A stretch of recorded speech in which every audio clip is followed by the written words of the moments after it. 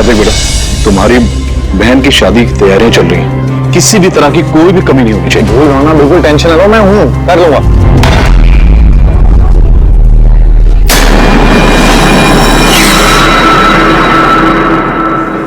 ओहो, शादी वाला घर है, मेहंदी की रस्म है। अरे भाई साहब, ये क्या करें, जल्दी से आज चलाइए, मेहमान बस आते ही होंगे। अब आंटी जी, आप बिना वजह इतनी टेंशन ले रही है? शादी वाला घर है और मेरी बेटी की शादी है, टेंशन तो होगी ही ना। मैं उसकी बेस्ट फ्रेंड हूँ ना, मैं उसका पूरा ध्यान रखूँ। तू जल्दी से जा, उसे तेरी जरूरत हो। अरे भाई साहब, वो उधर नहीं, इधर रखवाई। हाँ,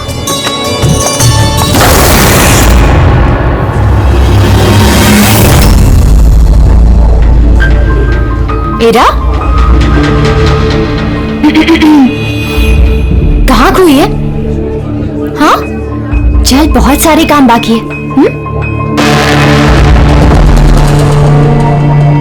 मैं अभी भी कह रही हूँ कि देर नहीं हुई है, चलो चलते यहाँ से। अरे हमारे बेटे को ईरा से भी बेहतर लड़की मिलेगी। अरे क्या फिर से वही बात पकड़ कर बाबू? अरे तुम्हें पता नहीं है तो जान लो और समझ लो कि हमारा बेटा ईरा से बहुत प्यार करता है और उसी से शादी करना चाहता है। हाँ हाँ कार्तिक, अभी आती हूँ मैं। अमृता, क्या हुआ? तुम्हारे भाई का कॉल है, कुछ काम है, अभी आती हूँ। और सुन, मेहंदी है तेरी फेस पे ना, थोड़ी स्माइल रख।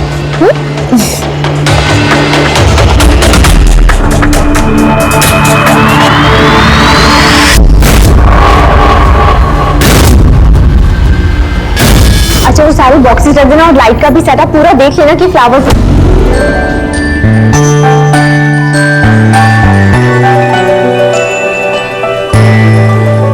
क्या बात है, बड़ी प्यारी लग रही हो आज। कहीं ऐसा तो नहीं कि दूल्हे का वेली तुम पर आ जाए? Very funny Lalit.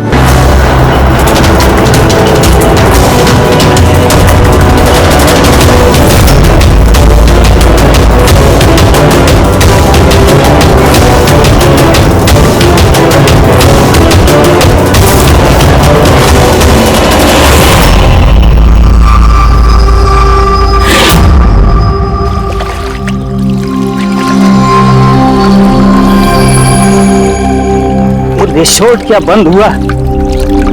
इसके देखभाल की पूरी जिम्मेदारी मेरे सर पे आ गई।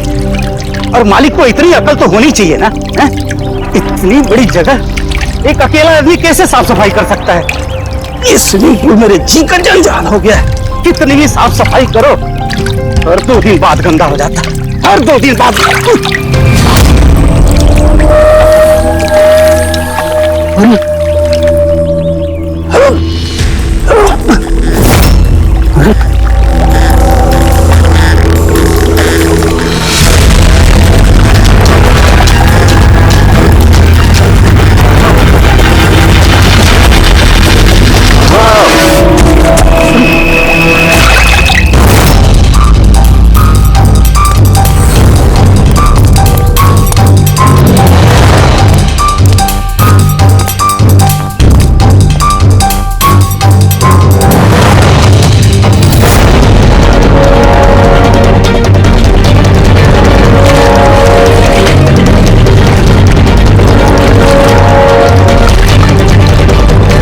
बबलू, अगर तुमने कुछ नहीं किया तो तुम्हें डरने की जरूरत नहीं है। सीआईडी कभी किसी निर्दोष को कुछ नहीं करती, समझे? लगता लाश काफी देर से पानी में थी।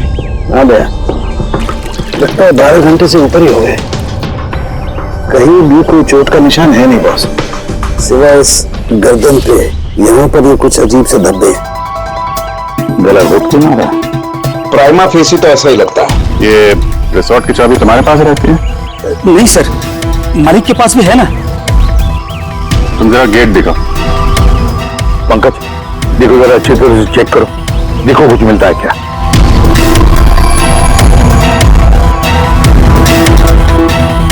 पलटाओ पलटाओ।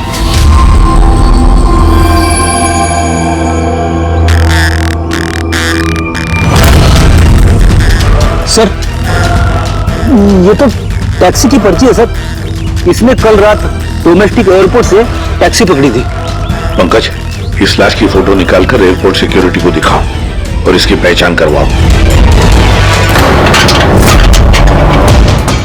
ताला तो टूटा हुआ नहीं है, इसका मतलब कोई चाबी से खोल के अंदर आया या फिर किसी और तरीके से। हो सकता है सर किसी रिसोर्ट के किसी कोने में इस जुर्म को अंजाम दिया, या तो फिर दया उसे यहीं मारकर यहीं पे फेंक दिया, या फिर कहीं और मारकर उसकी लाश को यहां डाल दिया। पूर्वी, इतना बड़ा गेट है, गेट से कूद के लाश को अंदर लेके आना मुश्किल लगता है। किसी और रास्ते से ही लाश लेके अंदर आया वो। मगर सर, अंदर आने के लिए कोई और दूसरा रास्ता नहीं है सर इसके सिवाय। अरे यार, हमें अपना काम करने दो ना भाई, इधर देखते हैं।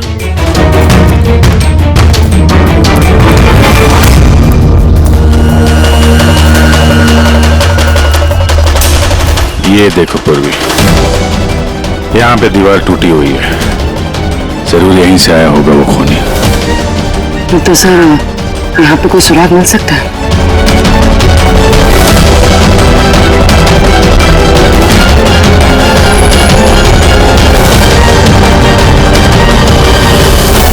ये रहा सुराग, ये सुनहरा धागा।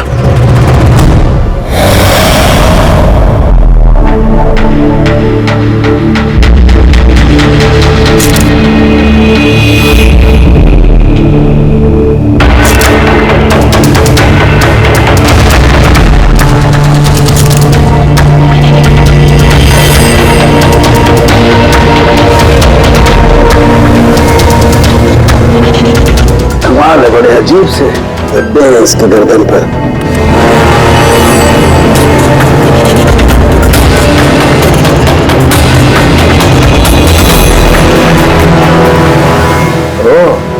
क्या बात है सर? अब ये सुनो जरा। मेहंदी? मेहंदी तारिका, इसकी गर्दन पर मेहंदी के धब्बे हैं। तो तारिका, इसकी मौत हुई है गला घोटने की वजह से। गर्दन पर है मेहंदी के निशान, इसका मतलब जिस किसी ने भी इसका गला घोटा होगा उसके हाथों में मेहंदी लगी होगी। और खून करने वाली शायद कोई लड़की थी और उसने उस वक्त खून किया जब उसके हाथों की मेहंदी ठीक से सूखी भी नहीं थी। राइट। आजकल वैसे भी शादियों का सीजन चल रहा है, जरूर कोई फेस्टिवल या फंक्शन शादी वगैरह में गई होगी। राइट, इसीलिए अभिजीत को वो सुनहरा धागा मिला था। वो भी शायद किसी महंगी ड्रेस का होगा जो पार्टी में पहनी जाती है। तो इसका मतलब ये सुनहरा धागा और गर्दन पर लगी हुई ये मेहंदी हमें खूनी तक पहुंचा सकते हैं।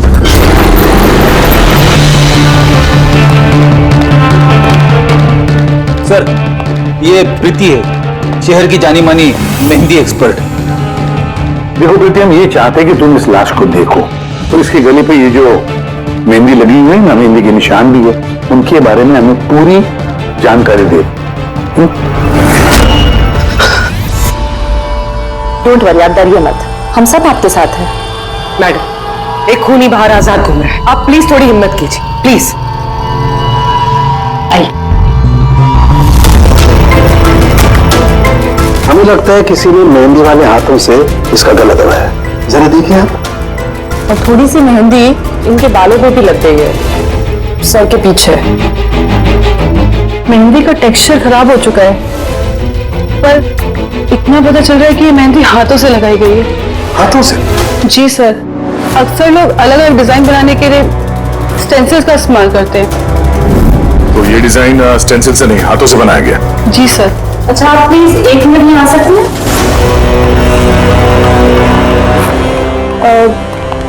आप इस मेहंदी के बारे में और कुछ बता सकती हैं? मतलब ये किस कंपनी की है, कितनी पुरानी है, कहाँ से आई है, कुछ भी, एनीथिंग। सर, मेहंदी के कलर, टेक्सचर और स्मेल से पता चलता है कि ये मेहंदी किसी कमर्शियल कंपनी की तो नहीं है, ये जरूर किसी ने घर पर ही बनाई है। तो मतलब लोग अक्सर घर में बनाई हुई मेहंदी को ही इस्तेमाल करते हैं? जी सर, क्योंकि वो केमिकल फ्री होती है। ये बात। ऐसे तो शहर में बहुत सारे लोग होंगे जो घर में मेहंदी बनाते हैं, मेहंदी के जरिए उन्हें ट्रेस करना तो काफी टाइम लग जाएगा सर। सर, सर विक्टर का पता चल गया। कौन है ये? सर, इसका नाम दीपेन है, दिल्ली में रहता था, और मैंने लोकल पुलिस को फोन करके बोल दिया कि फैमिली को खबर दे दे। गुड। प्रीति जी जरा देखिए और कुछ पता चलता है क्या इसके बारे में?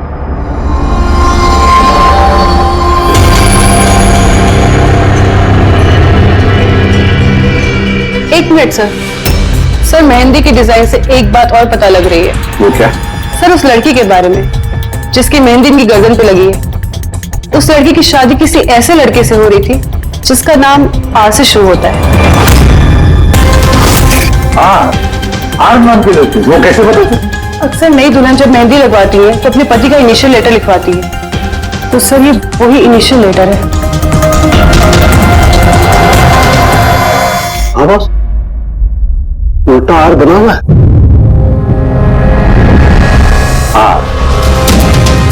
तो हमें पता लगाना पड़ेगा इस हफ्ते में शहर में ऐसी कितनी शादियां हुई हैं या होने वाली हैं जिसमें दूल्हे का नाम आर से शुरू होता है।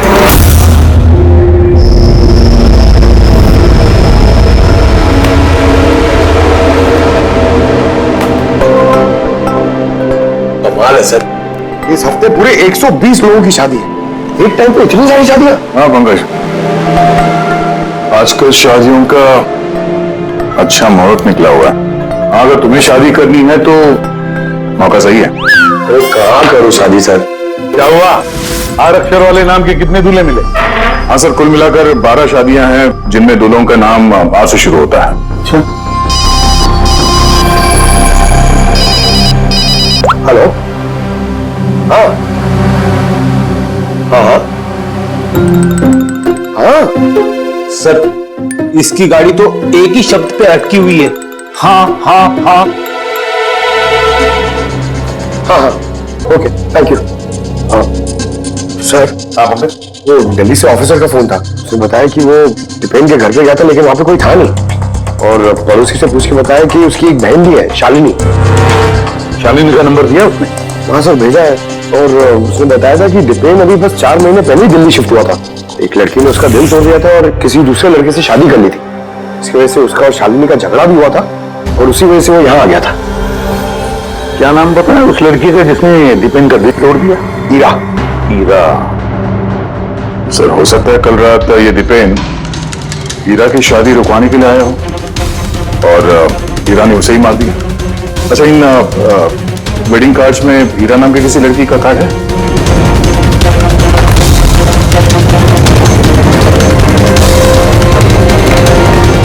हाँ सर।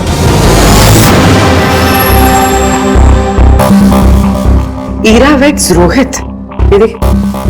ये लो, हीरा वेड्स रोहित, और वो भी शादी आज ही है।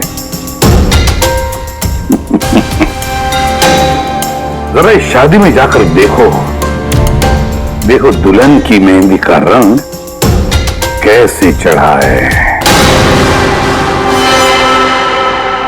आप लोग सीआईडी से हैं तो कुछ भी मनमानी करेंगे? कानून के नाम पर किसी की शादी के रोकने का अधिकार किसने दिया आपको? जी नहीं, हम यहाँ किसी की शादी रोकने नहीं आए, हम सिर्फ अपनी तहकीकात पूरी करने आए हैं।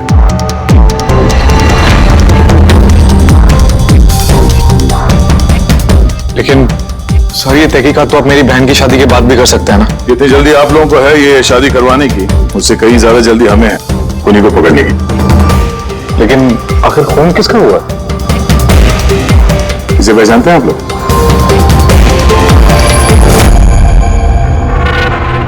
ये तो दीपेन है। मतलब पहचानते हैं? कैसे? सर एक्चुअली वो दीपेन मेरी बहन से प्यार करता था,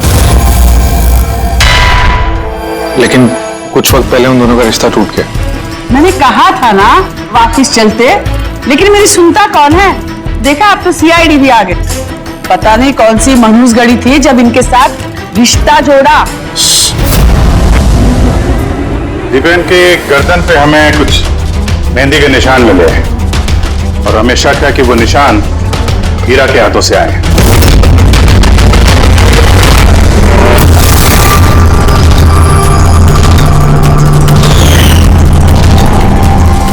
चलो देख लो पूर्वी।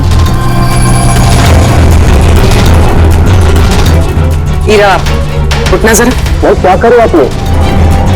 फिलहाल ये तुम्हारी बीवी नहीं है, ये एक सस्पेक्ट है, हमारे शक के दायरे में है। हमें शक है कि इसने दिपेन का खून किया है। वो सब क्या चल रहा है? क्या क्या? अपना हाथ दिखा।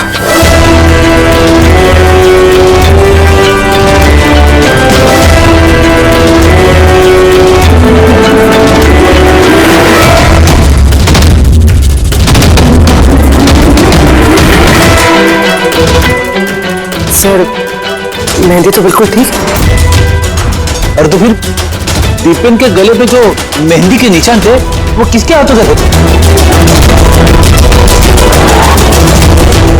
कोई जरा इनका घूंघट उठाना। सर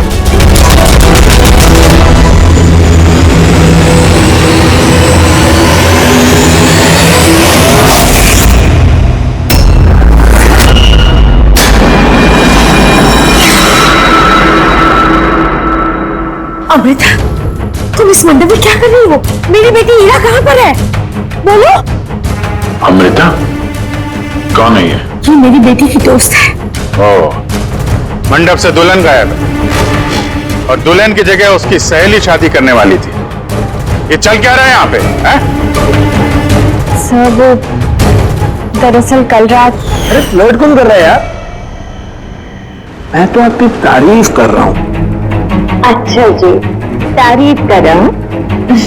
तुम भी ना बिल्कुल नहीं बदलोगी।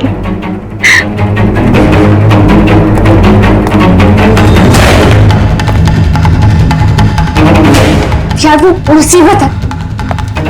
अमृता, अमृता सुनो। कार्तिक, क्या हुआ? मैंने अभी दिपेन को देखा, वो हीरा को घींचते हुए लेके जा रहा था। दिपेन? हाँ, उसकी इतनी हिम्मत कहाँ है वो? उस साइड। चलो।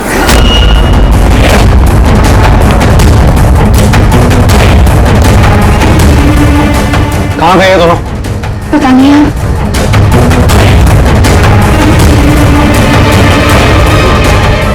तो हीरा का फोन है? तो मिले नहीं वो? नहीं सर, वो लोग नहीं मिले। तो दीपेन यहाँ पे आया था और हीरा को जबरदस्ती ले गया, किडनैप करके। सर किडनैप तो नहीं कह सकते, मगर किडनैप नहीं कह सकते मतलब? अमृता, ये एक मर्डर केस है और सीआईडी से कुछ भी छुपाने की कोशिश की ना, तुम्हें भारी पड़ सकता है। अमृता, जो कुछ भी जानती हो सच सच बताओ। सर सच तो ये है कि हीरा ये शादी करना ही नहीं चाहती थी। वो तो दिपेन से प्यार करती थी। वो तो सिर्फ घर वालों के दबाव में आकर उसने ये शादी के लिए हाँ कहा। अमृता चुप हो जाओ, मुझे तो पहले से ही पता था ये लोग 420 है। और कौन कौन से राज हैं जो सामने आने बाकी है? यही बताएंगे या सीआईडी ब्यूरो की चाय पीने का मूड है? हाँ? सर वो क्या है कि कुछ टाइम से मेरा बिजनेस ठीक नहीं चल रहा, जो बहुत ज्यादा नुकसान हो रहा था। सुशील जी ने मेरे बिजनेस को स्टेबल करने के लिए मेरी हेल्प की। तो अपनी बेटी की शादी का सौदा किया आपने, ताकि अपने डूबते हुए बिजनेस की नाव को पार लगाया जा सके, क्यों? इसीलिए हीरा के गायब हो जाने के बाद उसकी जगह पे अमृता को बिठाया मंडप पे, ताकि किसी भी कीमत पे ये शादी न रुके। वाह। और अमृता, तुम इस पूरी साजिश में इतनी आसानी से शामिल हो गई? मुझे ये सब नहीं पता था। मुझे तो कार्तिक ने कहा था कि जब तक हीरा नहीं मिलती मैं यहाँ बैठी रहूं। अब तो फेरे होने वाले थे, तो शादी भी कर लेती मुझसे धोखे से। नहीं, मैं मंडप से निकलने ही वाली थी कि तभी सीआईडी यहाँ आ गई और सच सबके सामने आ गया। आधा सच तो सामने आ गया, अब बचा हुआ आधा सच तब सामने आएगा जब ये पता चलेगा कि दिपेन को मारने के बाद ये हीरा कहाँ चली गई। मेरी बेटी के ऊपर झूठा इल्जाम मत लगाइए सर। वो तो दिपेन से प्यार करती थी, वो क्यों मारेगी उसे? अगर आपकी बेटी निर्दोष है तो घर वापस क्यों नहीं आई? दिपेन की मौत के बाद से लापता क्यों है वो?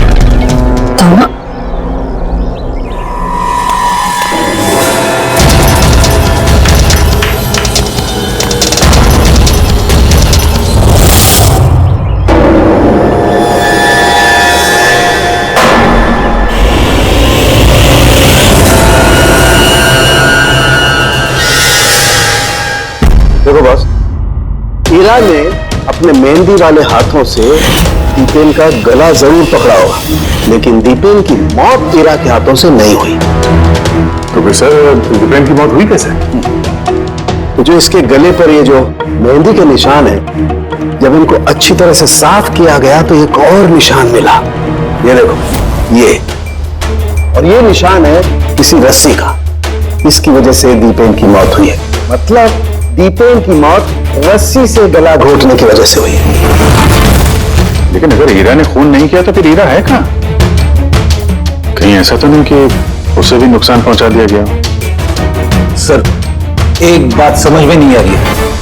अगर ईरा ने खून नहीं किया तो फिर किसने किया? ये खून शायद ईरा के घर वालों में से किसी ने किया है। वैसे जो दीपेन की मौजूदगी से वो लोग खुश नहीं थे। हो सकता है दीपेन की वजह से शादी में रुकावट आ जाए, इसलिए दीपेन का खून कर दिया। सर, ईरा के फोन से पता चला है कि उसके गायब होने से 3 घंटे पहले उसे दीपेन की बहन शालिनी का फोन आया था। वो दिल्ली से बॉम्बे तो आ गई है, लेकिन वो फोन नहीं उठा रही। शालिनी का फोन ट्रैक करो, देखे तो सही है कहां पर वो रहता है। वो सुनहरा धागा किसका हो सकता है?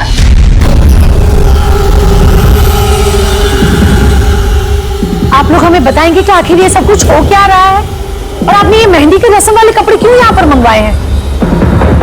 देखिए, हमें कुछ सुनहरे धागे मिले हैं क्राइम सीन पे से, और वो सुनहरे धागे जिसके कपड़ों के साथ मैच हो जाएंगे, खूनी वही है। आप तो हीरा पर शक कर रहे थे, क्या वो शक दूर हो गया? हाँ, फिलहाल तो समझ लीजिए कि शक दूर ही हो गया, क्योंकि दीपेन की मौत रस्सी से गला घोटने की वजह से हुई है, वो मेहंदी वाले हाथ से नहीं। तो इसका मतलब ये हुआ कि अब आप सबको ऐसा लगता है कि खूनी हम में से कोई एक है? करेक्ट। बस अब ये देखना है कि वो रेशमी धागे किसके कपड़ों से मेल खाते हैं। कमाल है, रेशम के छोटे छोटे टुकड़ों से आप इतनी बड़ी बात पता करेंगे? पता नहीं वो टुकड़े मैच भी होते हैं कि नहीं। कमाल की बात तो आप कर रहे हैं राजन जी। आपको अचानक बड़ी फिक्र हो रही है। उल्टा आपको खुश होना चाहिए था कि हमने आपकी बेटी के ऊपर इस बार शक नहीं किया।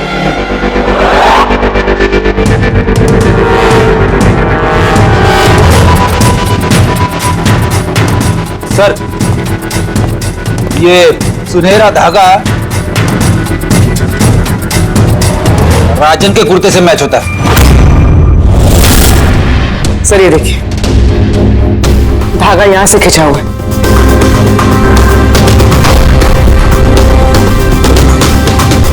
मैं बताता हूँ आपको, उस रात मैंने देखा था दीपेन और हीरा को एक साथ। तुम्हें क्यों नहीं समझ में आ रहा कि मैं तुम्हारे बिना नहीं जी सकता? नहीं जी सकता मैं तुम्हारे बिना, और तुम मेरे बिना किसी और से शादी कैसे कर सकती हो?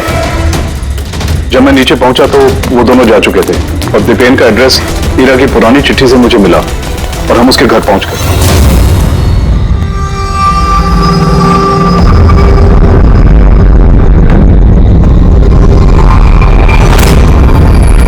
ये क्या है? दीपेन यहां पर? हीरा, हीरा, हीरा, हीरा, हीरा, हीरा बेटा।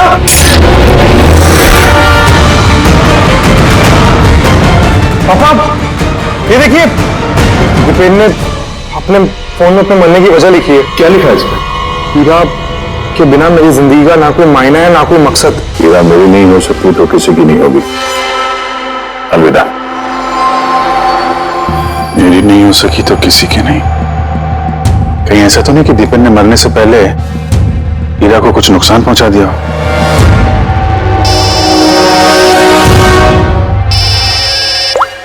हाँ पंकज।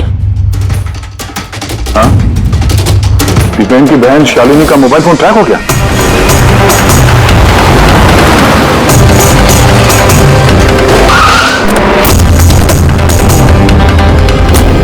शालिनी के मोबाइल फोन के हिसाब से तो सुबह आ चुकी थी यहाँ पे, पर हमारा फोन क्यों नहीं उठा रहे हो?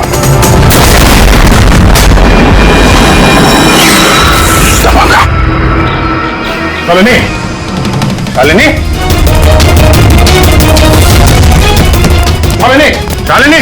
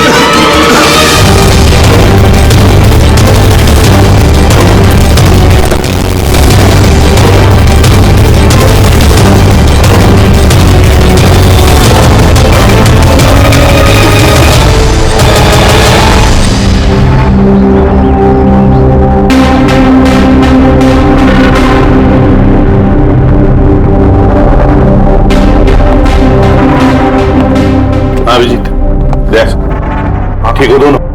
हाँ सर ठीक है। वो तो अच्छा हुआ सर हम लोग उस जहरीली गैस में ज्यादा देर तक नहीं रहे। पर सर शालिनी और ईरा की तबीयत बहुत खराब है, डॉक्टर उन्हें देख रहे हैं। वैसे थी क्या वो जहरीली गैस? तो पता नहीं सर, लगता है कोई टाइम्ड स्मोक बॉम्ब था। इस दीपेन ने पूरी प्लानिंग कर रखी थी सर। आत्महत्या के बाद ये ईरा को भी रास्ते से हटाना चाहता था। हाँ सर, वैसे भी उसने सुसाइड नोट में लिखा था ईरा मेरी नहीं तो किसी की नहीं हो सकेगी। सर हीरा कैसी है? सर वो खतरे से बाहर हैं, लेकिन उन्हें अभी तक होश नहीं आया। अच्छा, और Shalini? I am sorry sir, हम उन्हें बचा नहीं पाए।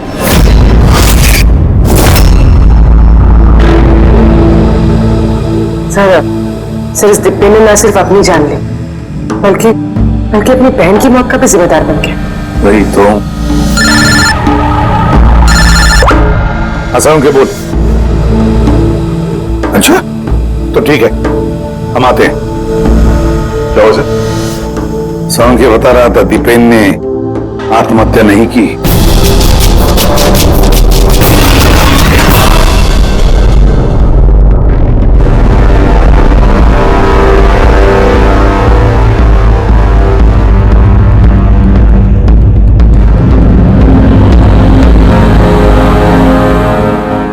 चलना साउंड के एक बार फाइनली बता दे, दीपेन ने आत्महत्या की है या दीपेन का खून हुआ है? भाई मैं जानता हूं तुम लोग बहुत बुरी तरह से इरिटेट हो रहे हो। तुम्हें लगता है सालू की बात कर ही नहीं रहा। कभी कहता है कि ईरा ने दीपेन की हत्या की है, कभी कहता है कि दीपेन की हत्या ईरा ने नहीं की, कभी कहता है कि दीपेन ने आत्महत्या की है, कभी कहता है कि आत्महत्या नहीं की। पर मैं क्या करूं भाई, इस केस में सबूत बहुत धीरे धीरे हाथ में लग रहे हैं। अरे सर, जो सबूत सामने आए वो तो बताइए ना।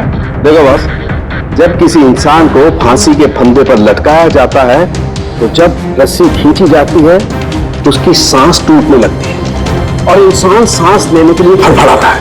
उसकी गर्दन हिलती है और गर्दन इसी हिलने डुलने में कस जाती है और उसकी गर्दन के पीछे फांसी के फंदे की गांठ का निशान आ जाता है।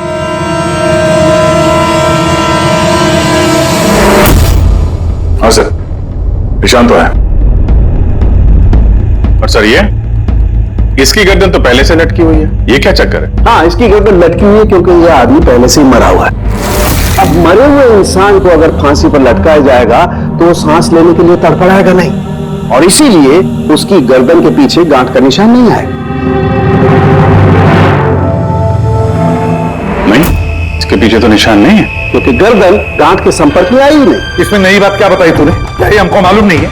देख साउंड के, तू सिर्फ इतना बता, दीपेन की गर्दन के पीछे फांसी के फंदे के नॉट का निशान है या नहीं? दीपेन की गर्दन के पीछे रस्सी की गांठ का निशान नहीं है। मैं दिखाता हूं। ये देखो बॉस, दीपेन की गर्दन पर कोई निशान नहीं है। यानी खूनी हमें गुमराह कर रहा था, पहले से मरे हुए इंसान को लटका दिया ताकि ये सब सुसाइड लगे। बहुत ही लंबी प्लानिंग की है किसी ऐसे आदमी ने जो दीपेन और हीरा दोनों की जान लेना चाहता है। और सुसाइड नोट वो भी उस खूनी ने लिखा है। हाँ सर, दीपेन का सुसाइड नोट खुद दीपेन ने नहीं लिखा है। मैंने उस मैसेज का एनालिसिस करवाया एक लिंग्विस्टिक एक्सपर्ट के जरिए।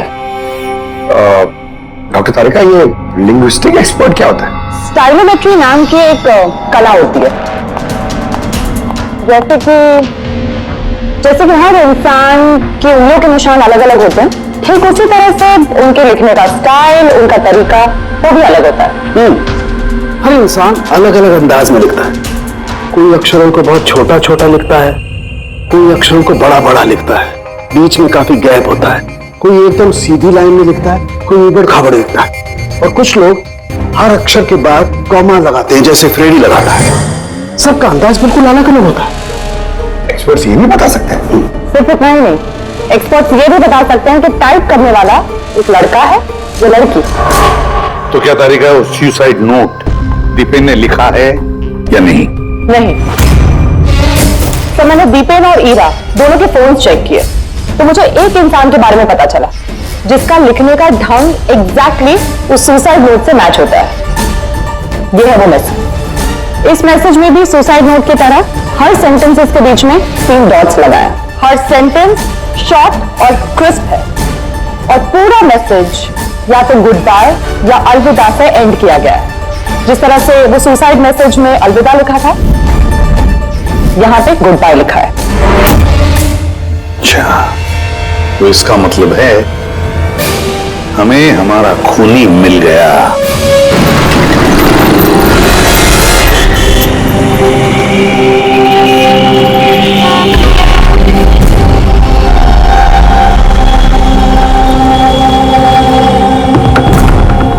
दे रहा हूं धमकी, क्या कर लेगा? सीआईडी के सामने किसी को धमकी देना अच्छी बात नहीं है। लेकिन मैं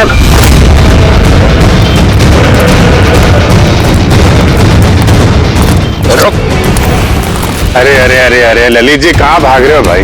पहले ये तो बताते जाओ कि दीपेन का खून क्यों किया? ये आप क्या कह रहे हैं? मैंने किसी को नहीं मारा है। अच्छा, सच बताता है आप? बताता है, मुंह के बल छोड़ दो नीचे। मैं नहीं मारा, प्लीज मुझे उतारो। चल, एक तो तूने दीपेन का खून किया, ऊपर से ये दिखाने की कोशिश की कि उसने आत्महत्या की है। हाँ, इनफैक्ट मैंने ही उसका सुसाइड नोट लिखा था। लेकिन क्या? लेकिन ये सब मैंने खुद के लिए नहीं, किसी और के कहने पर किया था। किसके कहने पे? डॉक्टर साहब, मेरी बच्ची को होश कब आएगा? घबराने की कोई बात नहीं, बहुत जल्दी होश आ जाएगा।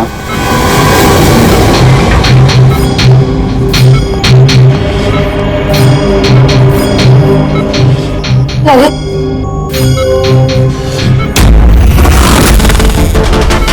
तुम्हारे हाथ में हथकड़ी क्यों लगी हुई है? अब मुजरिम के हाथों में हथकड़ी नहीं होगी तो और क्या होगा? जी हाँ, मुजरिम। अपना गुनाह कबूल किया है ललित ने। दीपेन को इसी ने मारा है। ललित, ये सब लोग क्या कह रहे हैं और क्यों किया तुमने ऐसा? ठीक है सर, हैरान होने की कितनी अच्छी एक्टिंग कर रहे हैं ये लोग, जबकि सच ये है कि ललित को खून करने के लिए कहने वाला असली गुनहगार या इसी कमरे में मौजूद है।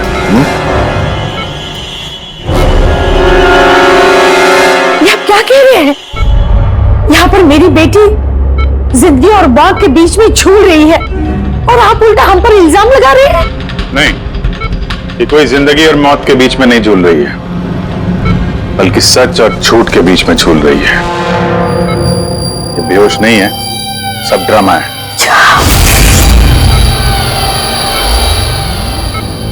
हीरा ही है वो। हीरा ने ललित से कहा दीपेन को मारने के लिए। ये कैसी बातें कर रहे हो? हालत देखिए इसकी। आप लोगों को लगता है कि ये जानबूझकर जहर के कांटेक्ट में गई होगी? सर, इंजेक्शन लगा दूं? हाँ हाँ बिल्कुल, जल्दी। ये किस चीज की इंजेक्शन लगा रहे हैं आप? सच बोलने का। इस इंजेक्शन में एक केमिकल है जिसके शरीर में जाते ही इंसान सच बोलने लगता है।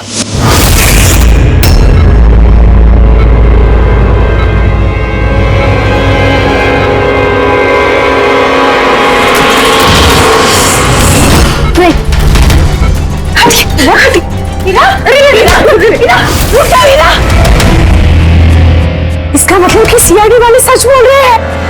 अब झूठ बोल के कोई फायदा नहीं। ये ललित ने तुम्हारी पोल खोल दी। ये क्या किया ललित? खुद फंस रहे थे इसलिए साथ साथ मुझे भी फंसा दिया। यही तो कसम खाई थी ना हमने प्यार में कि हम एक साथ जिएंगे और एक साथ ही मरेंगे। क्या तुम दोनों एक दूसरे से प्यार करते हो? ये कब? हीरा, तुम तो दीपेन को चाहती थी। चाहती थी, फिर ललित से प्यार करने लगी, और ये सब इसने अपनी शादी तोड़ने के लिए किया है। मगर फिर किस्मत से हीरा को शालिनी का कॉल आया कि दीपेन हीरा की शादी रुकवाने के लिए आया है। और फिर हीरा ने बड़ा प्लान बनाया। दीपेन की कंधे पर बंदूक रख के चलाई इसने गोली। और हमने सोचा कि पहले हम दीपेन को मार देंगे।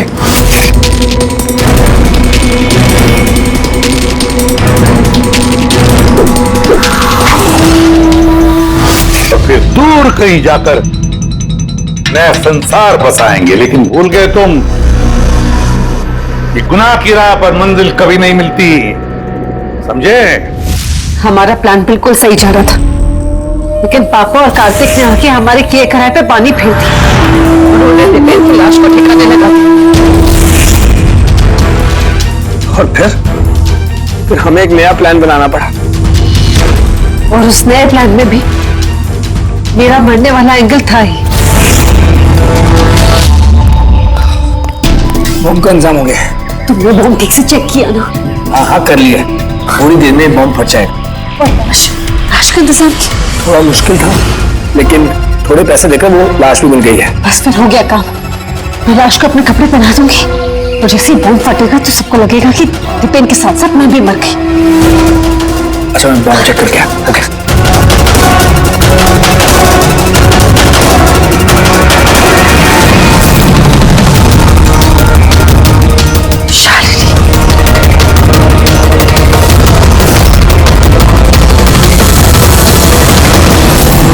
और इसके लिए तुमने शालिनी की भी जान ले ली। तो और क्या करते, सब देख लिया था उसने, कोई चारा नहीं था। मगर एक बात समझ में नहीं आई, जहरीली गैस का इस्तेमाल क्यों किया? जहरीली गैस से शक्ल तो नहीं बदल जाती उस मुर्दागर वाली लाश का? हा? तो तुमने ये क्यों मान लिया कि हम उसे तुम्हारी लाश समझ लेंगे? हम जहरीली गैस का इस्तेमाल नहीं करने वाले थे, हम उस घर को बॉम्ब से उड़ाने वाले थे। लेकिन ये ललित पता नहीं गलती से कौन सा बॉम्ब लाया जो फटा ही नहीं, खुश हो गया। इससे पहले एक नए बॉम्ब का इस्तेमाल करते हमने आप लोगों की गाड़ी की आने की आवाज सुनी, तो प्लान को चेंज करना पड़ा। और ये मुझे बांधकर वही चला गया, ताकि सबको लगे कि जो मैंने नहीं किया बल्कि मेरे साथ हुआ है। और फिर मैं घर के दूसरे कोने में जाकर छिप गया जहां पर गैस नहीं थी, और फिर मैं वहां से जान बचाकर भाग गया। हम चाहते थे कि आप लोगों को लगे कि ये सब किया धरा दीपेन का है। उसने खुद तो आत्महत्या कर ली, लेकिन ईरा को मारने में नाकामयाब रहा। जिंदगी साथ साथ गुजारने के लिए एक नहीं, दो नहीं, तीन प्लान्स बनाए और 2 मासूम लोगों की जानें भी ले ली। अब जेल की सलाखों के पीछे साथ साथ प्लान्स बनाते रहना, फांसी के फंदे से बचने के लिए।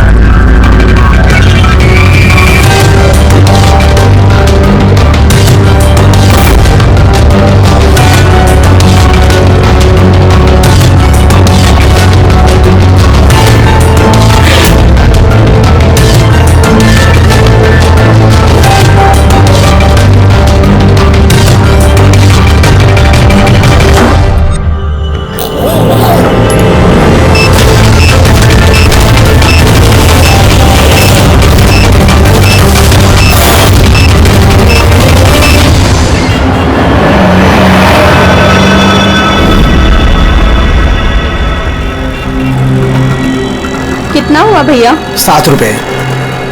Thank you. छुट्टा नहीं है। कोई बात नहीं, मैं तो आती रहती हूँ, नेक्स्ट टाइम। हाँ वो तो पता है। कोई सड़क पार करा दो, सड़क पार करनी है। आ जाइए, मैं आपको पार करवा देती हूँ, संभाल के। भगवान तुम्हारा भला करे, नहीं तो आज के जमाने में कौन किसकी मदद करता है। अब इतना भी कुछ नहीं कर दिया मैंने। 1 मिनट। हाँ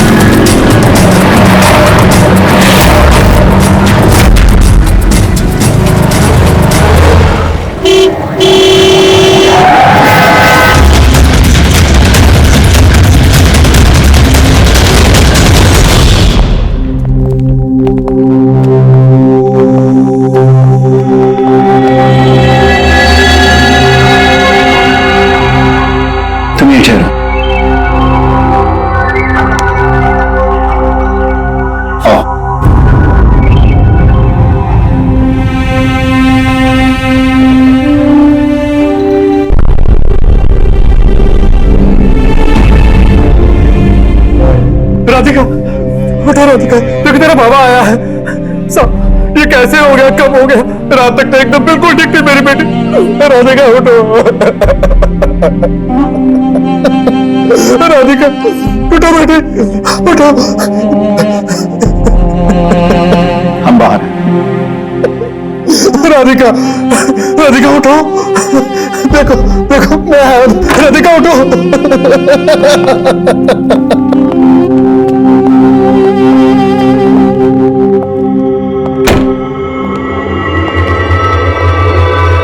डॉक्टर साहब, एक्चुअली हुआ क्या था?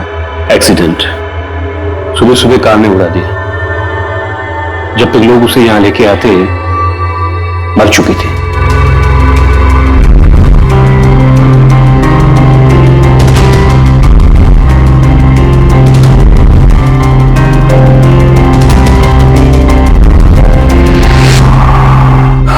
राघव को लिया।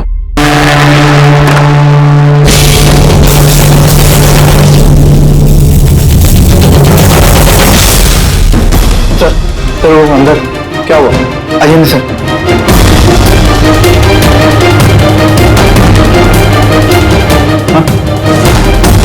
हाँ नो डॉक्टर,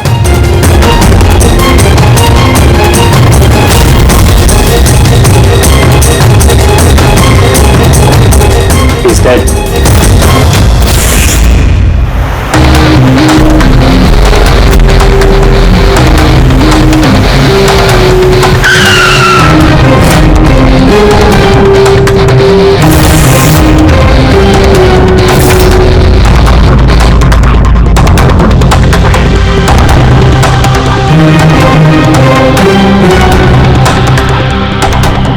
गर्दन बुरी तरह से टूट गई है सर।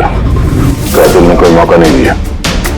सर, केवल 10 मिनट के लिए मैंने इसको अकेला यहाँ छोड़ा था। पता नहीं वो क्या गया इस 10 मिनट में सर। खूनी का कोई सुराग? नहीं सर, हम लोग तो बाहर ही थे सर। दरवाजा भी बंद था। न कोई अंदर से बाहर गया, न कोई बाहर से अंदर आया। ये कैसे हो सकता है? मान लिया कि खूनी अंदर यहाँ चुप कर बैठा था, तो फिर ये सब करके बाहर गया कैसे? और वो भी 10 मिनट के अंदर अंदर। नहीं, एक बात बताओ, पूरे यकीन के साथ कह सकते हो कि लाशों के अलावा अंदर कोई भी नहीं था? बिल्कुल सर, कोई नहीं था, क्योंकि कमरे से बाहर जाने के पहले मैंने खुद ही कमरे की तलाशी ली थी। ये लाशें तो खून कर नहीं सकती, तो फिर ये है कौन? है तो ये किसी इंसान का ही काम, पर खूनी छुपा कहाँ होगा? ये राघव था कौन? मैं एक मामूली चोर था। कल रात से ये लॉकअप में था।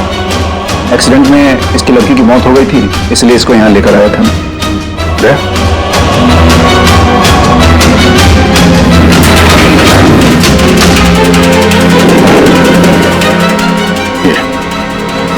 यहाँ पे तो दरवाजा है? इस दूसरे दरवाजे के बारे में बताया क्यों नहीं हमें? इंस्पेक्टर साहब, ये दरवाजा सालों से बंद है। ये ना ही तो कभी खुला है, ना ही इस्तेमाल होता है। इनफैक्ट हम तो इसके बारे में भूल गए थे। तुम लोग भूल गए थे, लेकिन खूनी अच्छी तरह से इस दरवाजे के बारे में जानता था। चलो देखते कहाँ लेके जाता है ये दरवाजा।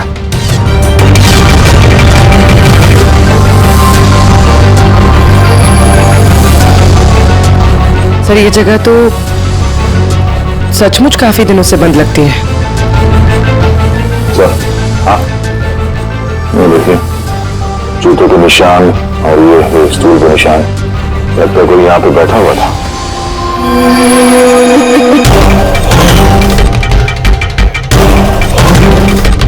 सर,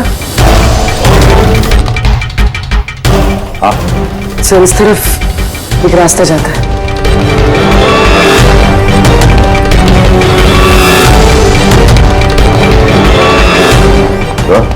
हाँ, सर यहाँ सिविल वर्क, ये प्लास्टिक का काम हुआ? हाँ, ये सीमेंट जो है गीला है, इस पे बिना कोई निशान के कोई यहाँ से जा नहीं सकता सर। और इतनी लंबी छलांग कोई लगा भी नहीं सकता। वही तो। सर, ये भी तो हो सकता है कि कातिल ने किसी और रास्ते का इस्तेमाल किया। आप कहाँ से? सर दरवाजा।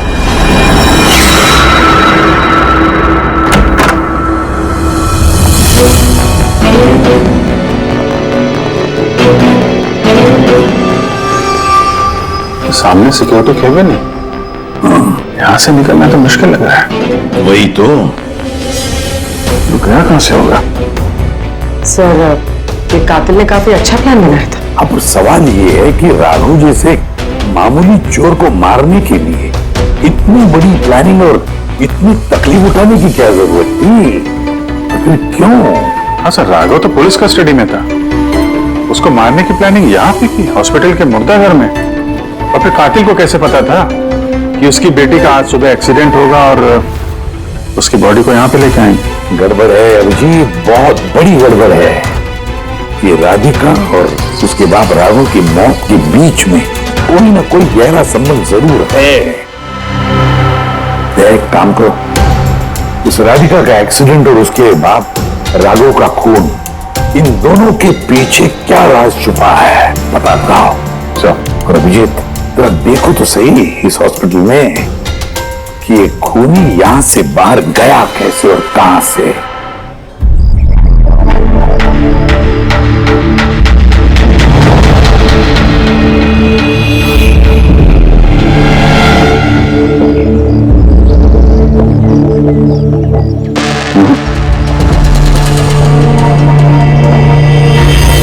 इस खिड़की से कातिल कूद के बाहर आया हो, ऐसा तो लग नहीं रहा।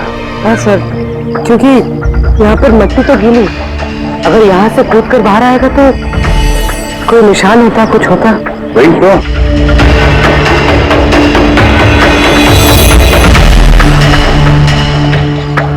वहां मॉग रूम के बाहर सीमेंट गीला है, वहां पे कोई निशान नहीं है।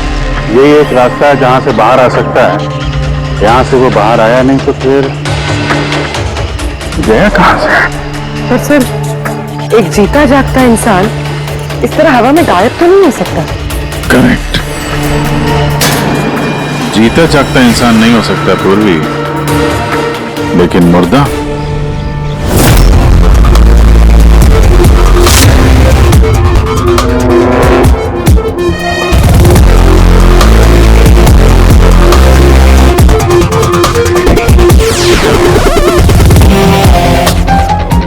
सर, ये फर्श पे जो कीटाणुनाशक केमिकल स्प्रे किया गया है, उस पे जूतों के निशान है। यानी कातिल अगर राघव का खून करके इस दरवाजे से बाहर गया होगा तो उसके केमिकल वाले जूतों के निशान वहां भी होने चाहिए। यहां पे देखना।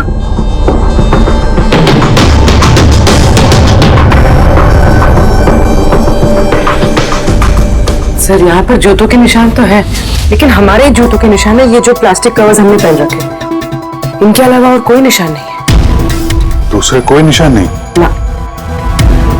करेक्ट, वैसा ही है जैसा मैंने सोचा था। सर, आप कहना क्या चाहते हैं? यही कि कातिल इस दरवाजे से बाहर नहीं गया है। सर, कातिल इस दरवाजे से बाहर नहीं गया, मेन डोर से बाहर नहीं गया, तो फिर बाहर गया कहां से? कातिल इस कमरे से बाहर नहीं गया है। ये कैसे हो सकता है सर? राघव की मौत के बाद ये कमरा मैंने चेक किया था, अगर राघव के अलावा यहाँ कोई और था तो ये सिर्फ 8 लाशें। Exactly my point. 8 लाशें थी ना यहाँ पे, 8। सर, आप कहना क्या चाहते हैं? राघव का खून किसी लाश ने किया? हो सकता है। उन 8 लाशों में यहाँ पे सिर्फ 5 बची हैं। 3 लाशें उनके परिवार वाले लेके गए।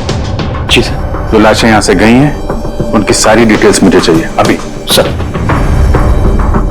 मुझे लगता है इस कातिल का राज इन्हीं 3 लाशों में छुपा हुआ है।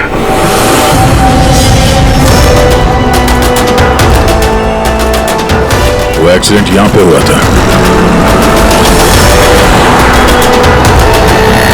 उस चाय वाले से पूछते हैं, शायद उसने कुछ देखा हो।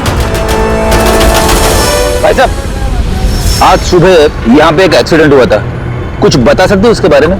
साहब, वो यहाँ पास में ही काम करती थी, उसका हर रोज हमारी दुकान पर चाय पीना फिक्स था। आज भी वो चाय पी के यहाँ से निकली ही थी कि ये एक्सीडेंट हो गया। साहब, कुछ समझ में नहीं आया कि वो कार कहाँ से आई और कैसे उसे उड़ा दी। गाड़ी का नंबर देखा आपने? सब कुछ इतना जल्दी हो गया कि नंबर नहीं देख पाया। अच्छा, कौन सी गाड़ी थी वो देखा था? सफेद कलर की बड़ी सी गाड़ी थी। वो अकेली थी या उसके साथ कोई और भी था? यहाँ आई थी तो अकेली ही थी। नहीं सर, वो अकेली नहीं थी, उनके साथ एक और औरत थी जो कि देख नहीं सकती थी। और राधिका दीदी है ना, उन्हें रोड क्रॉस करा रही थी जब उनका एक्सीडेंट हुआ। वो औरत देख नहीं सकती थी, तो उसे भी चोट लगी। कहाँ थी वो तो पता नहीं सर, एक्सीडेंट के बाद ही वो गायब हो गई। सर मुझे ऐसा लगा कि वो नाटक कर रही थी। पहले तो ठीक ठाक ही खड़ी थी, फिर दीदी को देख के उसने मदद मांगी।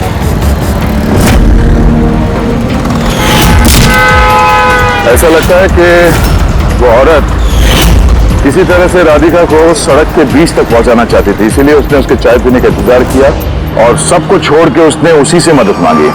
राधिका उस औरत को लेकर डिवाइडर के पास पहुंची जहां से वो औरत गायब हो गई और फिर उस गाड़ी ने राधिका को उड़ा दिया। मतलब ये एक्सीडेंट नहीं है, खून है? फिलहाल तो ऐसे ही कुछ लगता है। मगर सर कोई राधिका का खून क्यों करेगा? वही तो पता करना है। राघव और राधिका, इन दोनों की मौत की वजह कुछ समझ में नहीं आ रही। राघव, एक मिनट, ये राघव जेल में था और वहां उसे कोई मार नहीं सकता था, और राधिका को मार के राघव को वहां भेज दिया जहां उसकी हत्या की तैयारी कर रखी थी, मॉर्ग। एग्जैक्टली। लेकिन सर राघव तो एक मामूली सा चोर है, उसे मारने के लिए इतनी बड़ी प्लानिंग?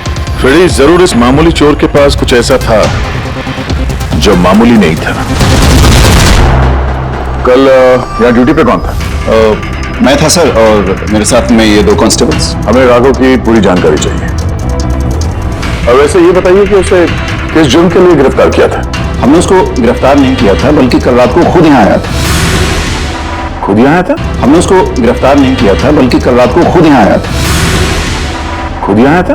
मैं साहब से पैसे की बात करता हूँ, तू मुझे इंफॉर्मेशन बता। चल बता। नहीं, अब अपन बड़े साहब को ही बताएगा। ये बता, साहब का है?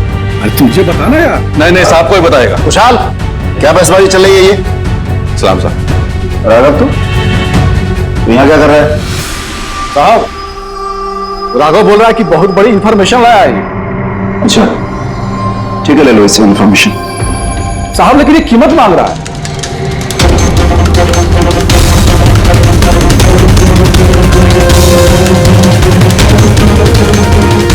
पुलिस के साथ करेगा तो सौदेबाजी, कीमत चाहिए। खबर ही कुछ ऐसी है। ठीक है, कीमत देखेंगे इंफॉर्मेशन। साहब लेकिन बहुत बड़ी कीमत है इसकी। कीमत आप सुनेंगे ना तो आप भी चौंक जाएंगे।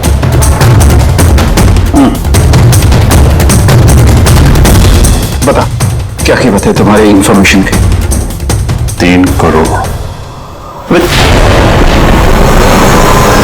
3 करोड़? ऐसी क्या इंफॉर्मेशन थी उसके पास जो इतने पैसे मांग रहा था? पता नहीं सर, उसने बताया नहीं। हाँ, ये कह रहा था कि सैकड़ों लोगों की जान का सवाल है, लेकिन बताएगा तभी जब वो 3 करोड़ रुपए लेगा। सर, कल रात को मैंने उसे लॉकअप में डाल दिया। सोचा कि मैं उसी से सुबह होते ही अपने तरीके से पूछताछ करूंगा, लेकिन तभी उसकी बेटी की हमें इंफॉर्मेशन मिली और हम लोग उसे लेकर मॉर्ग चले गए। सर, ऐसा कौन सा रास्ता उसके पास जिसके ऊपर सैकड़ों लोगों की जिंदगियां निर्भर थी और जिसकी वजह से उसकी और उसकी बेटी की हत्या हो गई?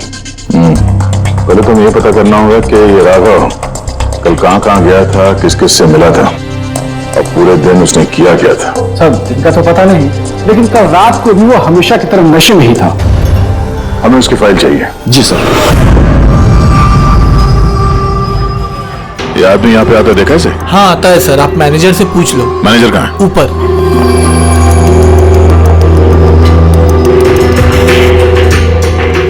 मैनेजर? वो रहे मैनेजर। हम लोग सीआईडी से। ये आदमी कल रात यहाँ पे आया था? साहब, ये तो राघव है, ये यहाँ हमेशा आता रहता है। ये आदमी कल रात यहाँ पे आया था क्या? हाँ साहब, कल रात ही आया था और कल करीब 11 बजे तक वो यही था। बर्ताव कैसा था उसका? हमेशा की तरह परेशान था साहब। परेशान था? कुछ बताया किस बात को लेकर परेशान है वो? जुआ खेल खेल के कर्जे में डूबा हुआ था साहब। हमारे यहाँ पे भी 5000 की उधारी है। कल ही उसको बोला अगर पुराने पैसे नहीं दिए तो इधर कुछ खाने पीने को नहीं मिलेगा। तो उसने क्या बोला? बोला चुका देगा। कोई नया काम करने वाला था। नया काम? कौन सा काम? वो नहीं बताया साहब। ठीक है, थैंक यू। सर, ये राघव ऐसा कौन सा काम करने वाला था जिससे उसके सारे कर्जे चुक जाते? और पुलिस स्टेशन में जाके बोल रहा था कि उसके पास एक खास इंफॉर्मेशन है 3 करोड़ मांग रहा था उसके। जो भी हुआ है राघव के यहां से निकलने के बाद और पुलिस स्टेशन पहुंचने से पहले हुआ है। पता करते हैं कि राघव यहां से निकलने के बाद कहां कहां गया था।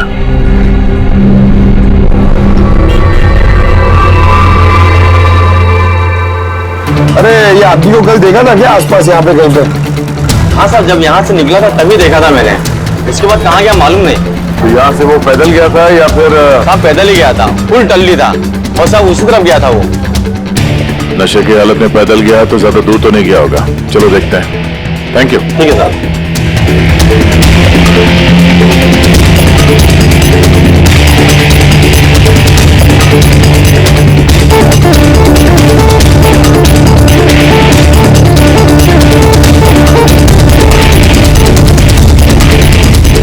देखा इसे?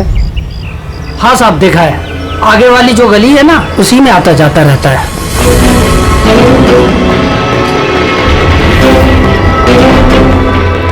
एक मिनट, साथ में देखा?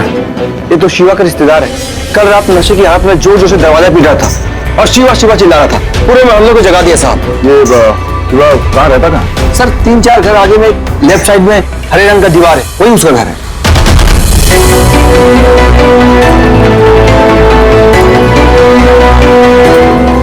ताला लगा हुआ, खोलना पड़ेगा। पंकज ये काम करो, आस पड़ोस पे कोई है क्या देखो, बुलाओ उसे। अरे इधर आना।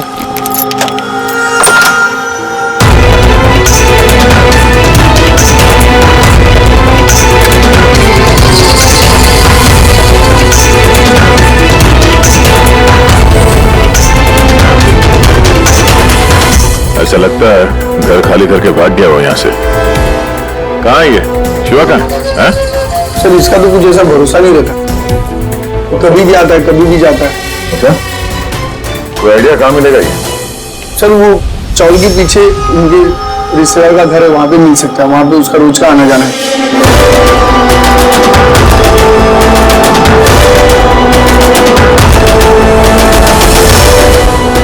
ये घर है।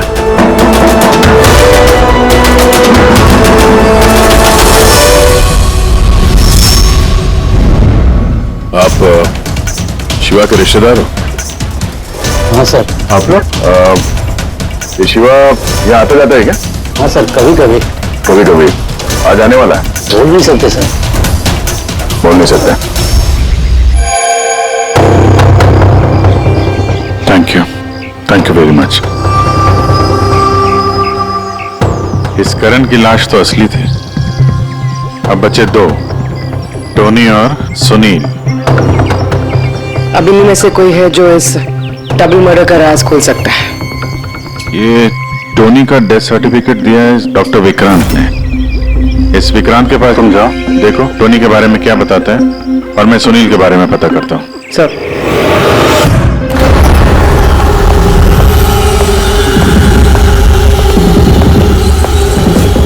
रवि, रवि, तुम्हारे फोन। आपको सीआईडी किधर भाग रहा है?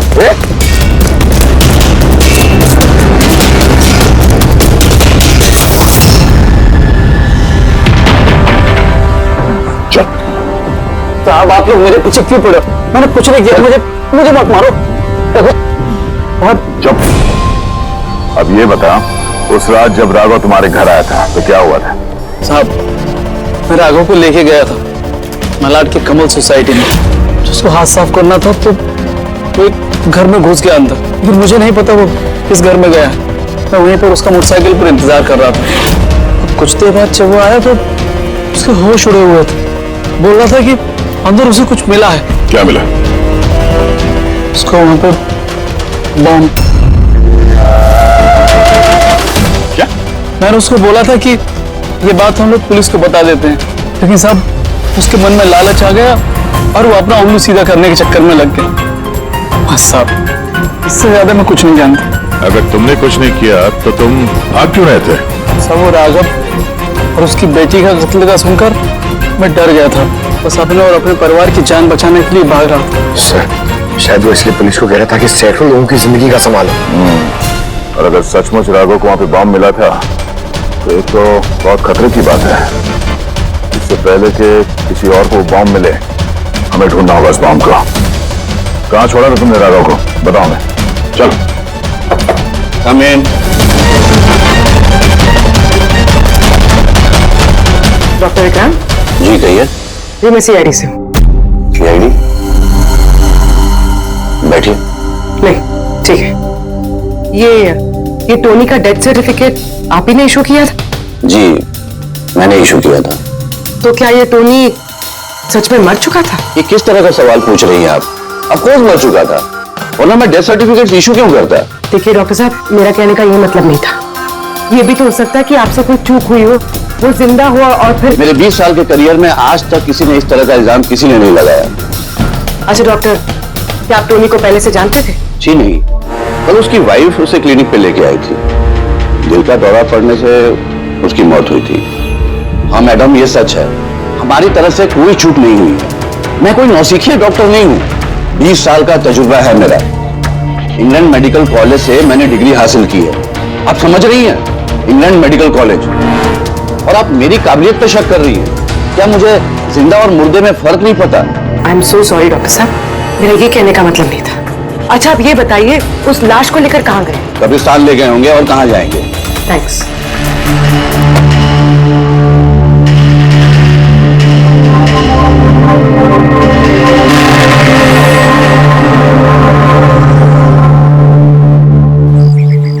हाँ पूर्वी, क्या पता चला?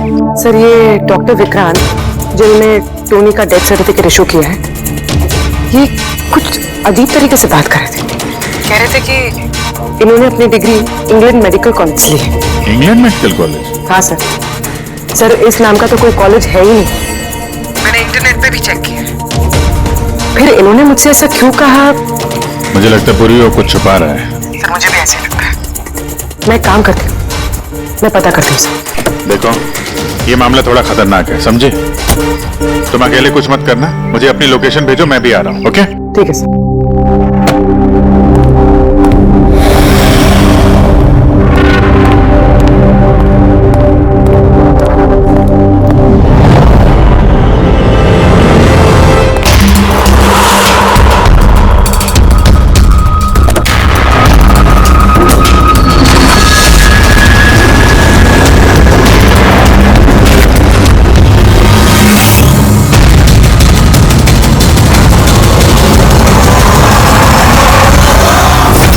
शिवा ने कहा कि उसने राघव को यहीं छोड़ा था।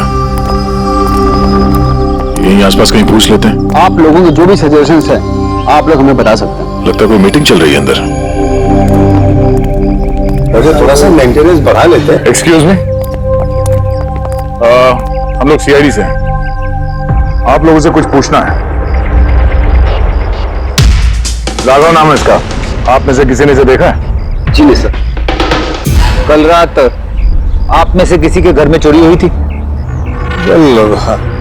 I don't think so. पर आप लोग एग्जैक्टली क्या ढूंढ रहे हैं? देखिए, हमें पक्की खबर मिली है कि इस आदमी ने आप लोगों में से किसी एक के घर में चोरी की। सर अगर हमेशा किसी के घर में चोरी हुई होती तो क्या हमें पता नहीं होता? पता चलता, मगर आप लोग अगर झूठ बोलेंगे तो हमें पता नहीं चलेगा, इसलिए हमें आप सब लोगों के घर की तलाशी लेनी होगी। Nitin ji, let's cooperate with the CID. Sir आपको तलाशी लेनी है, आप ले लीजिए तलाशी, हमें कोई प्रॉब्लम नहीं है। ठीक है, लगता है तलाशी लेने का कोई फायदा नहीं है। बॉम्ब यहाँ से हटा दिया गया होगा। अब तक तो बॉम्ब टारगेट पे भी पहुंच गया होगा। पक्का इनमें से कोई ना कोई झूठ बोल रहा है। एक काम करो, इन सबकी कुंडली निकालो। बॉम्ब ना सही, बारूद या कोई और सुराग जरूर मिलना चाहिए। हमारे पास वक्त बहुत कम है, फटाफट कराओ।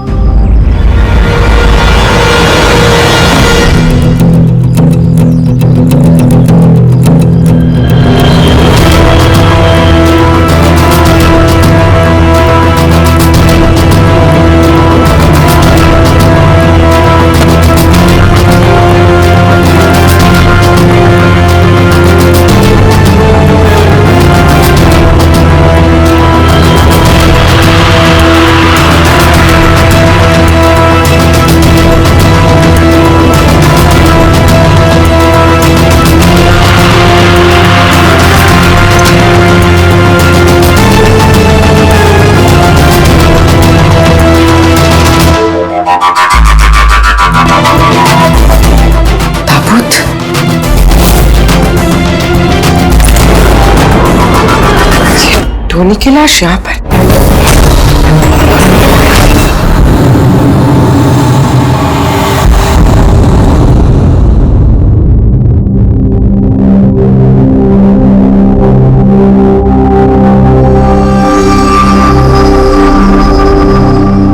हाँ पंकज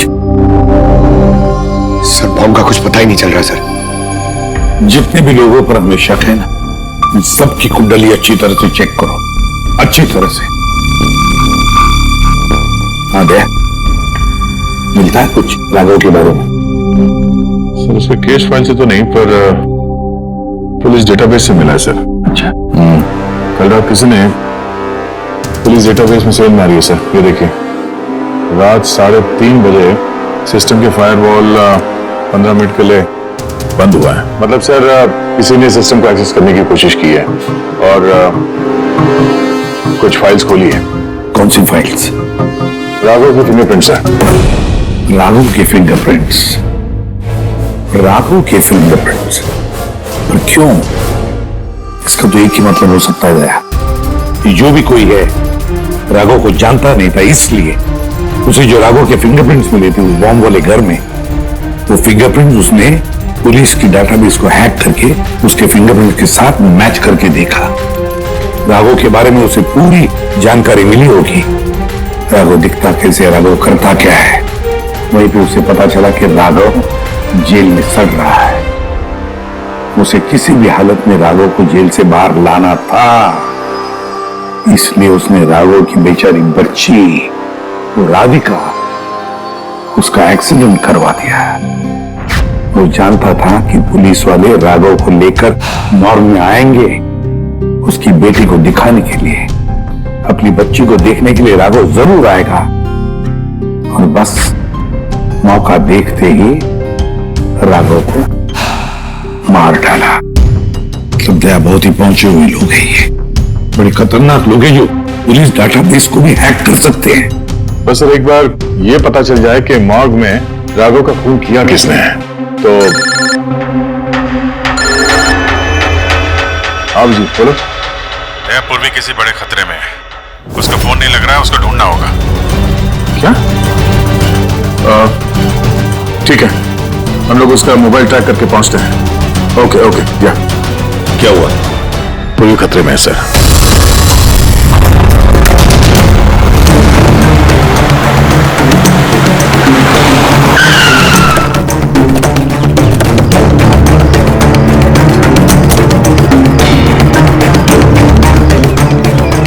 लोकेशन तो यही बता रहा है।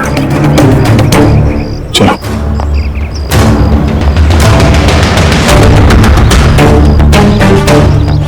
सर दरवाजा तो खुला है। चलो।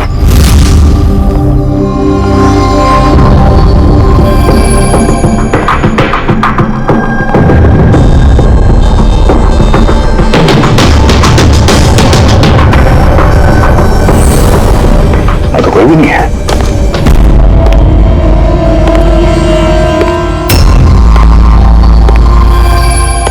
तो कोई आ रहा।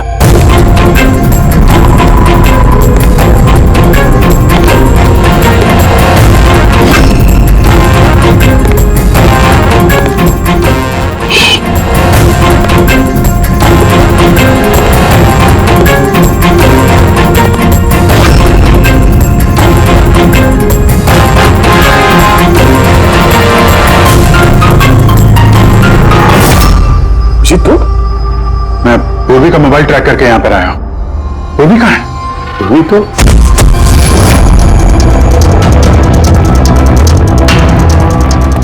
पूर्वी। Oh no. पूर्वी पूर्वी पूर्वी पूर्वी। सर उसके गले पे निशान देखिए सर, ऐसा लग रहा है किसी को गला दबा है। नसें धीमी चल रही है सर। पूर्वी पूर्वी पूर्वी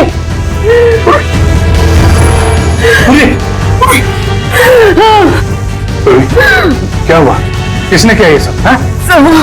सब वो टोनी जिंदा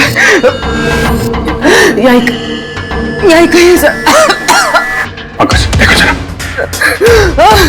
पूर्वी को जल्दी से जल्दी हॉस्पिटल लेके जाओ, समझे?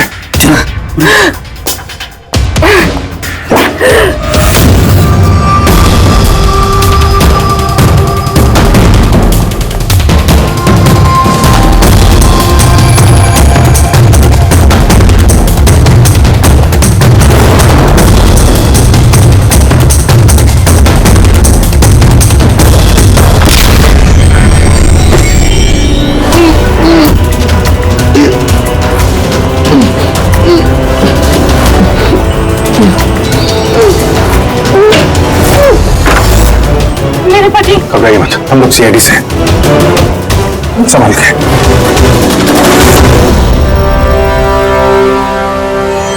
आइए।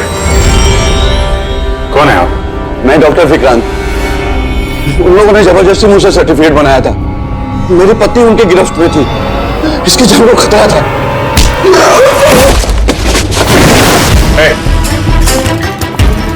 क्या चक्कर है ये सब? अभी तक तो लाश छूटी थी, अगर जल्दी मुंह नहीं खोला ना तुम दोनों को जिंदा दफन कर दूंगा। नहीं सर, मैं बता रहा हूँ सर, बता रहा हूँ। अंधे होने का नाटक किया तुमने ताकि ये टोनी राधिका को कुचल सके। बॉस, पूरी कैसी? स्टेबल, ऑब्जर्वेशन में, हॉस्पिटल में। गुड। राधिका के कत्ल की पहली तो समझ आ गई, अब ये बताओ कि राघव को कैसे मारा तुमने? उस मॉर्ग में कैसे घुसे तुम? और लाश बनने की एक्टिंग कैसे की? एक्टिंग नहीं थी दया, ये वाकई में मर गया था। क्या? नहीं, ठीक कह रहा हूं ना? पहले तुम मर गए, फिर जिंदा होकर के तुमने राघव का खून कर दिया, राइट? ये तू क्या कह रहा है? पहले जिंदा था, फिर मर गया, फिर जिंदा हो गया। मैं ठीक कह रहा हूं बॉस। पूर्वी का गला दबाते वक्त इसके हाथों से कुछ केमिकल्स उनकी गर्दन पे लग गए। मैंने उन्हें टेस्ट किया, वो एक किस्म का टॉक्सिन है जो बहुत ही रेयर, दुर्लभ समुद्री मछली के अंदर पाया जाता है। ये समुद्री मछली अपनी जान बचाने के लिए इस टॉक्सिन का इस्तेमाल करती है। ऐसा लगता है जैसे मछली कुछ देर के लिए मर गई है, इसलिए बच जाती है। इसने भी उसी टॉक्सिन का इस्तेमाल किया, ये भी कुछ देर के लिए मर गया। और ये टॉक्सिन इतना कमाल का होता है कि कोई इसे पकड़ नहीं सकता है। आपकी हार्ट बीट से एकदम खत्म हो जाती है, लगता है जैसे इंसान वाकई में मर गया। यही इसने किया, पहले मरा और फिर बाद में जिंदा होकर के इसने राघव का खून कर दिया। तो करेक्ट? करेक्ट है सर। तुमने उन दोनों को मारा क्यों? मुझे पैसे मिले थे सर, इंटरनेट से किसी ने मुझे हायर किया था राघव और राधिका को मारने के लिए। बॉम्ब कहाँ है? बॉम्ब कहाँ है मुझे नहीं पता सर। किसने हायर किया था तुम्हें? मैं उससे पहले कभी नहीं मिला सर। उसने मुझे एक बिल्डिंग की रेकी करने को कहा था जिसे वो उड़ाना चाहता है। कौन सी building? DT pharma company limited.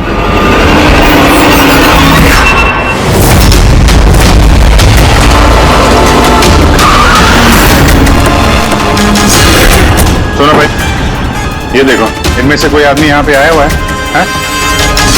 ये पार्किंग लॉट में गया है सर,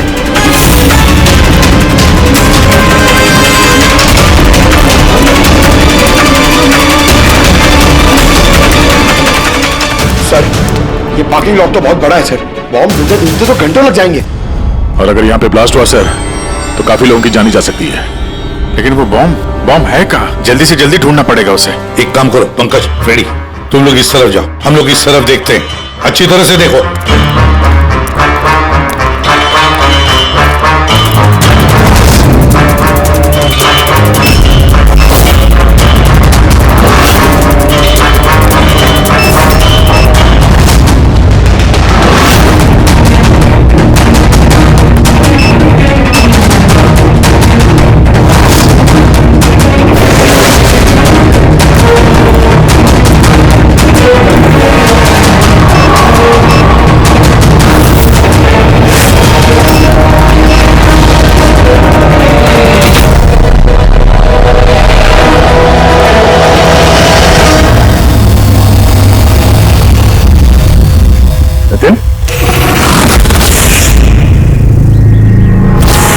सीआईडी आगे मत करना कोई भी।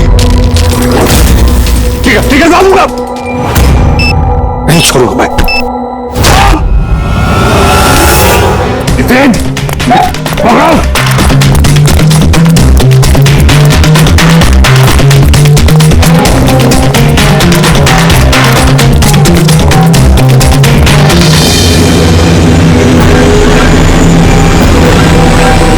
खेल खत्म।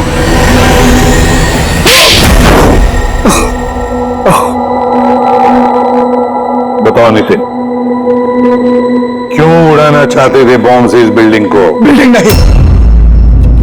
नहीं, कंपनी है ये। ख्वाब है मेरा, मेहनत है मेरी। इसे मैंने जमीन से लेकर ऊपर आसमान तक उठाया है। पसीना लगा है मेरा इसमें। इन लोगों ने मेरा एहसान मानने के बजाय मुझे बाहर कर दिया। बोर्ड ऑफ डायरेक्टर्स मैंने बनाया उन्हें, मैंने, और उन्होंने मुझे ही फायर कर दिया। कहीं का नहीं छोड़ा। बदला तो बनता है ना। कुछ लोगों से बदला लेने के लिए तुमने इस पूरी बिल्डिंग को उड़ाने का प्लान बनाया। हाँ? इस बिल्डिंग में जो सैकड़ों मासूम लोग हैं, उन लोगों ने तुम्हारा क्या बिगाड़ा था? राघव, उसकी बेटी की जान ली तुमने, और तो इस बिल्डिंग को भी बॉम्ब से उड़ाने का प्लान बनाया। तुम्हें कड़ी से कड़ी सजा होगी।